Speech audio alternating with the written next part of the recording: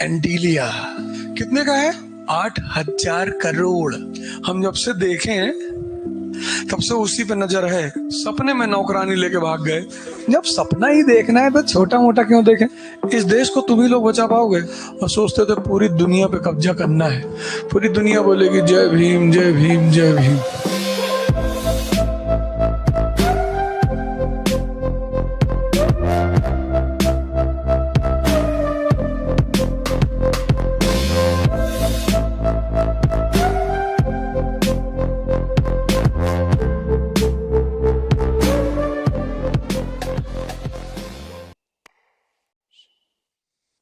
भाई मुकेश अंबानी जी इतने बड़े आदमी हैं दुनिया में, तो मकान से ही तो पता चलता है। एंटीलिया कितने का है? 8,000 करोड़। आदमी इधर उधर देखने लगता है कि भैया होगा भैया। हम जब से देखे हैं तब से उसी पे नजर है। जब सपना ही देखना है तो छोटा मोटा क्यों देखें? इस दुनिया में 95% लोग सपना ही नहीं देख पाते हैं। इतने कंजूस हैं। सपने में नौकरानी लेके भाग गए।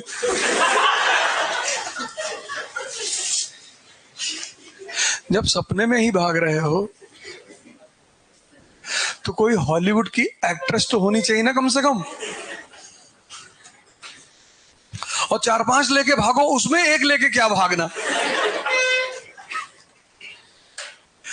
और तुम्हारा ये पूरा जीवन तुम्हारे सपनों पर टिका हुआ है। क्योंकि जो तुम्हारा सपना उतनी बाहर तुम्हारी हिम्मत। जो तुम हिम्मत अलग अलग आदमियों में अलग अलग देखते हो ना, वो हिम्मत सपने से आती है। मोटिवेशन से नहीं आती, अंदर से आती है। अंदर से सोच रहे हो इस देश पे कब्जा कर लेंगे। हाँ, जगह चला है गोली, दौड़ा लिए किसी चौराहे पे। वो हिम्मत कहां से आ रही है? तुम्हारे अंदर के सपने से।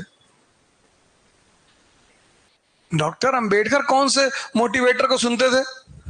उनके समय कौन सा यूट्यूब था? उनके समय था इंस्टाग्राम था? वो कौन सा स्क्रॉलिंग करते थे?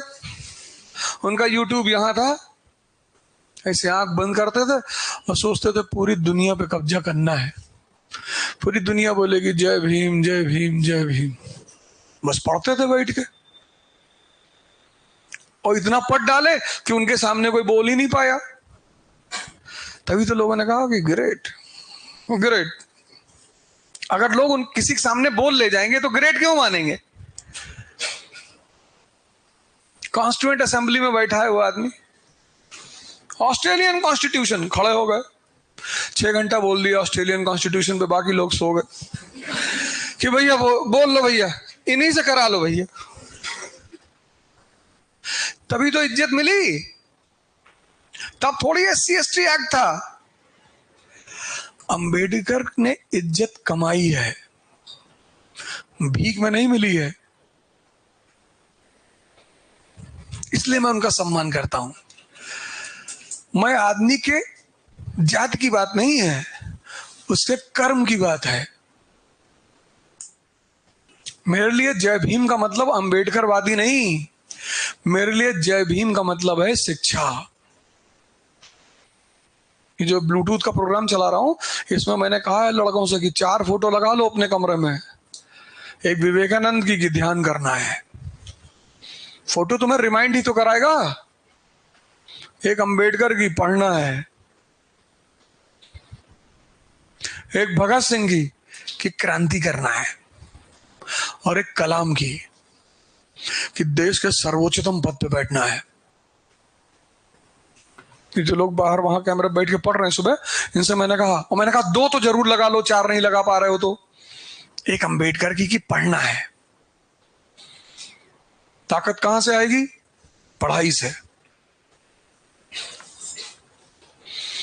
हम नहीं पढ़े होते तो हमको कोई पूछता? हमको लोग इसलिए नहीं पूछ रहे कि मैं ब्राह्मण कुल में पैदा हुआ हूं। लोग हमसे सीख रहे हैं। इसलिए मन में चाहे जो गाली दे दे सर झुका के, लेकिन पढ़ने जरूर आते हैं। भले मेरे चैनल पर फेक यूट्यूब चैनल बना के मुझे गाली लिख दें, लेकिन आगे आके बैठते हैं क्लास में, वेरी गुड सर। तो मैंने इसीलिए मैं अंबेडकर की तारीफ इतनी करता हूं, क्योंकि उस आदमी मुझे समझ में आ गया, हाँ यार ये मेरी इज्जत शिक्षा की वजह से ही तो है। मैं कौन सा सांसद हूं, ना मेरे पास कोई पद है, ना मैं डीएम हूं, ना मैं सांसद हूं, तब लोग इतना क्यों इज्जत दे रहे हैं, शिक्षा। तो मुझे लगा यार कितनी बढ़िया बात कहते हैं डॉक्टर अंबेडकर, कि तुम्हारे पास पद भी नहीं तो कोई बात नहीं, तुम्हें इज्जत कौन दिलाएगा, शिक्षा। पढ़ाई का मतलब दिमाग को जिंदा करना, और जिस समाज में जिंदा दिमाग होंगे वो समाज और वो राष्ट्र ताकतवर होगा। जिस समाज में मुर्दा दिमाग होंगे उस समाज को आराम से बहकाया जा सकता है। इलेक्शन आ रहा है 24 का, देखो समाज में बाहर कैसे आग लगी हुई है। अस्पताल में जाते हो तो जात पूछ के खून लेते हो, वहां भी जात पूछ के खून लो। पंडित हो तो सिर्फ ब्राह्मण से लो, चाहे तुम्हारा आदमी मर जाए, कि ना ब्राह्मण के अतिरिक्त किसी का खून नहीं चढ़ेगा। शर्मा है, नहीं भैया शर्मा नहीं है, दलित है, नहीं चाहिए, तो वहां तो किसी का भी खून मांग लोगे, वहां भी जातिवाद करो। इसीलिए तो देश परेशान है। बेईमान होते लोग तब भी अच्छे हैं, फराड हैं। बेईमान बहुत अच्छे लोग होते हैं, जो बेईमान होते हैं बहुत अच्छे होते हैं। इस देश का आदमी जो है छदम है, सूडो। कभी जातिवादी बन जाएगा, कभी कहेगा भैया जातिवाद क्या होता है भैया, हम सब आपस में भैया। नाक में थोड़ी मार खाया 2000 साल से, इसीलिए खाया। इसको डॉक्टर अच्छा चाहिए, जाति का नहीं है तो भी चलेगा। इसको टीचर अच्छा चाहिए, बस नेता अपनी जात का चाहिए इसको। चलो अपनी भी जात का ले लो, कोई बात नहीं, पर अंबेडकर जैसा तो लाओ, लोहिया जैसा लाओ, शास्त्री जैसा नेता ढूंढ के लाओ जो समाज के लिए काम करे। गांधी जैसा लाओ। उनके बेटे ने उनसे कहा कि किसी बिजनेसमैन से कह दो हमको लंदन में पढ़वा दो। अरे बोले मैं किसी से नहीं कहूंगा, तुमको हरी औकात है जाके खुदे पढ़ लो। किसी से नहीं कहा उन्होंने। सारे पूंजीपति भारत के उनके आश्रम में जाके जमीन पे बैठते थे, किसी से नहीं कहा मैं नहीं कहूंगा। ब्रिटेन की महारानी से कह देते तो अपने कोटे से पढ़वा देती, इतना उस आदमी की पकड़ थी। उसी पे तो मूवी बनी थी गांधी माई फादर। इस देश का आदमी उसको गाली देता है। गांधी जी चोर थे भैया, गांधी जी जो है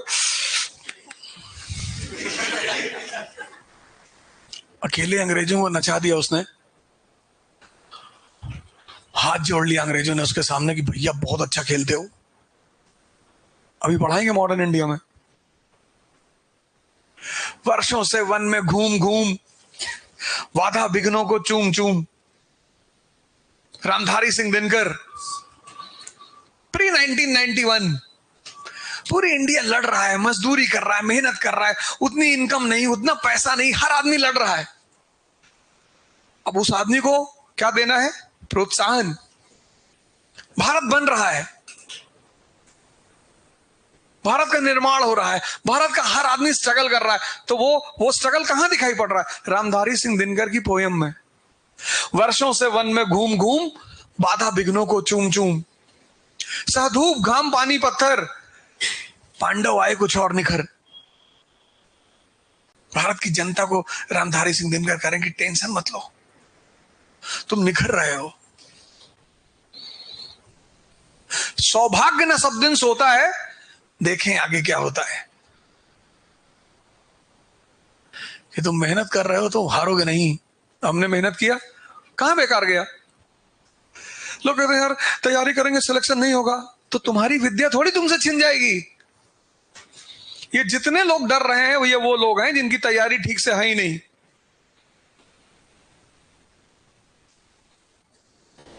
वरना एजुकेशन कभी बेकार जाएगी।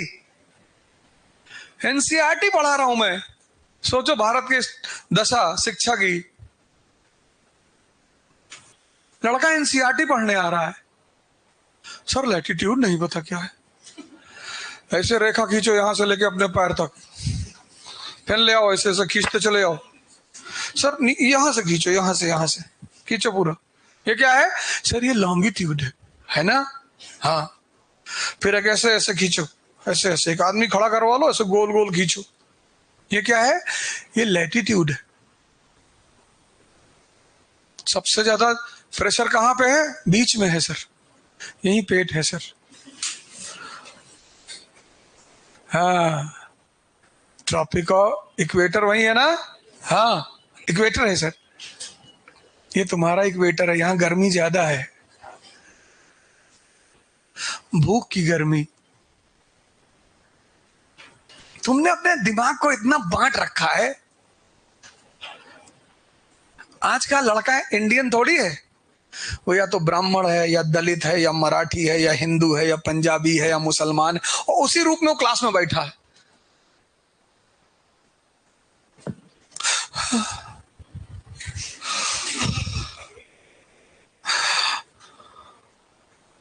ये क्या बोल दिए?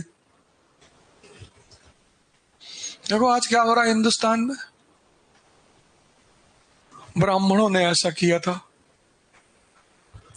अभी 70 साल में ब्राह्मणों ने रोक रखा था।